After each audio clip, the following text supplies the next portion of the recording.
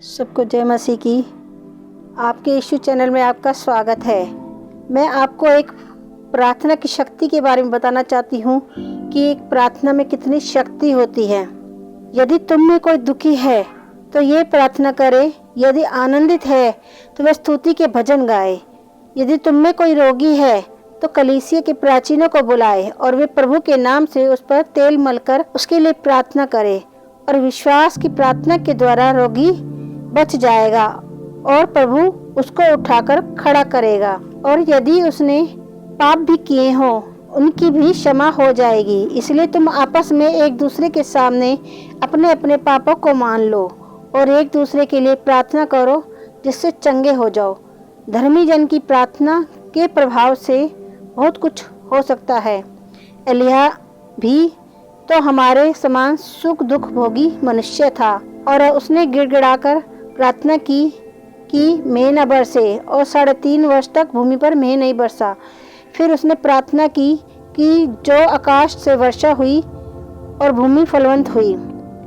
हे मेरे भाइयों, यदि तुम में कोई सत्य के मार्ग में से भटक जाए और कोई उसको फेर लाए, तो यह जान ले कि जो कोई किसी भटके हुए पापी को फेर लाएगा वह एक प्राण को मृत्यु से बचाएगा और उनके पापों पर पर्दा डालेगा।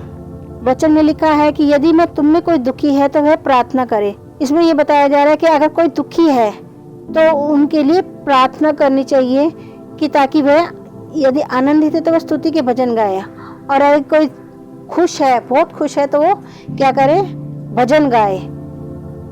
और कोई रोगी हो तो उनके लिए क्या करना चाहिए, पुराने लोगों को, मतलब जैसे पास्टर हो गया, ऐसे लोगों को बुलाएं और प्रार्थना करवाएं, ताकि और तेल मलकर उनके में प्रार्थना करें, तो वे विश्वास से वो प्रार्थना कैसे वो रोगी चंगा हो जाएगा और प्रभु क्या करेंगे, उसको खड़ा कर देंगे।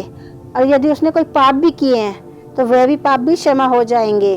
और हमें क्या करना है, हमें एक दूसरे के सामने अपने पापों को मान लेना है और एक दूसरे के लिए क्या करनी है, प्रार्थना करनी है। प्रार्थना करेंगे तो वो जिसके लिए प्रार्थना हो रही है वो चंगा हो जाएगा। अगर वो दुखी है या मतलब रोगी है तो वो चंगा हो जाएगा। और धर्मी जन की प्रार्थना से क्या प्रभाव पड़ता है कि बहुत कुछ अच्छा हो जाता है। जैसे एलिय्याह ने प्रार्थना करी और वो भी सुख दुख का भोगी था, क्योंकि वो भी तो शरीर में था ना, तो सुख दुख का भोगी था। तो उसने गिड़गिड़ा कर उसने दुखी मन से प्रार्थना करी और प्रार्थना करी कि 3.5 साल तक बारिश ना हो, तो 3.5 साल तक बारिश नहीं हुई। और जब उसने प्रार्थना करी कि बारिश हो जाए तो बारिश हुई।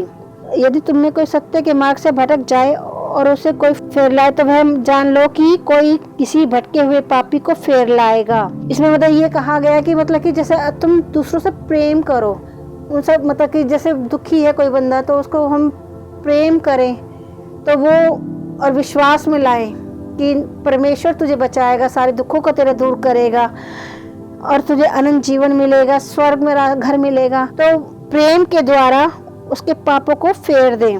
जैसे वो भटके हुए मार्ग में है तो उसको भटके हुए मार्ग से उसे सीधे मार्ग पे ले आए, तो वह मृत्यु से बचाया जाएगा। उसके प्राण जो है मृत्यु से बच जाएंगे, क्योंकि वो शैतान की जाल से छूट जाएगा और सत्य के मार्ग को पहचानेगा, सत्य के मार्ग पर चलेगा, तो वो परमेश्वर की राह को पकड़ेगा। परमेश्वर की राह से वो स्वर्ग में जाएगा, मृत्यु से बचा जाएगा और उनके पापों को पर्दा डाला जाएगा। तो परमेश्वर इसमें क्या कह रहे हैं कि सब प्रार्थना करो, प्रार्थना करो उन लोगों के लिए जो दुखी हैं, रोगी हैं, परेशान हैं। तो तुम्हारी प्रार्थना में वो शक्ति है, वो ताकत है कि जिससे वो सब बच सकते हैं, उनके दुखों को दूर कर सकते हो, उनका उद्धार कर सकते हो। जैसे तुम्हारे साथ तुम्हारा भी उद्धार किया, वैसे उनका भी उद्धार हो, उनके सारे कष्ट दूर हो। कोई रोगी हो तो प्राचीनों को, पुराने जो लोगों को बुलाओ जो ज़्यादा जानते हैं प्रार्थना में, जिनकी शक्ति है, ताकत है।